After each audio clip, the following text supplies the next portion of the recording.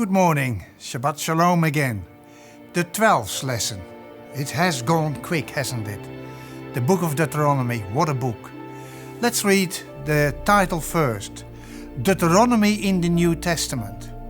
We find it plenty of times, so often quoted, in fact by Jesus as we will see, and by apostles as well.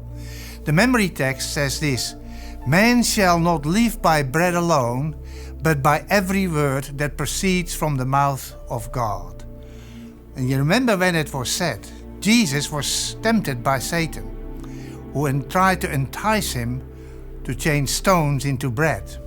But you know, it's interesting that the Bible teaches, as it says in Habakkuk, the 2nd chapter, verse 4, that the just shall live by faith. Moses had told the people this: the Lord your God will raise up for you a prophet like me from your brethren, him you shall hear. Now again, the verb to hear, Shema, means also to keep, to obey. And Jesus himself used to refer to the book of Deuteronomy time and time again. When you remember after his resurrection, that on the end of that first day he was accompanying some of his followers who didn't recognize him to the place Emmaus. And there he quoted from the whole of the Old Testament, and most certainly from the book of Deuteronomy, all about himself. And finally, as he broke the bread when they invited him, their eyes were opened. He quoted from Deuteronomy. The first temptation, Jesus used the book of Deuteronomy. The second temptation, if you go to the second one, you shall not tempt the Lord your God. And the third one, when Satan tries to entice him to bow down for him, he says, you shall fear the Lord your God and serve him, meaning serve him only. He also again quoted from the book of Deuteronomy.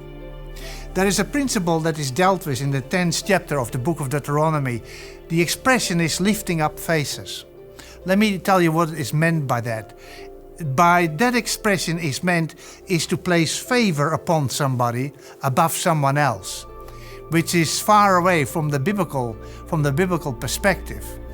You've got to be fair to everybody. That is what the Bible teaches. And the book of Deuteronomy, like the later writings of the prophets, like the teachings of the apostles, is very much like that. We know that Christ became a curse for us, and he faced the curse of the law, and that is death.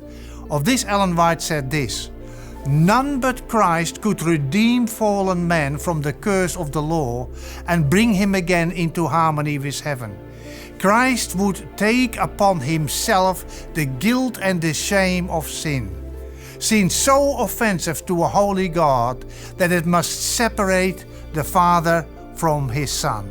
And so, when Moses predicted the prophet to come, he was clearly speaking about Christ. And his followers should have understood that. Some of them queried if this, Jesus, was the prophet that Moses spoke about. The Lord your God will raise up for you a prophet like me from amongst your brethren, him you shall obey.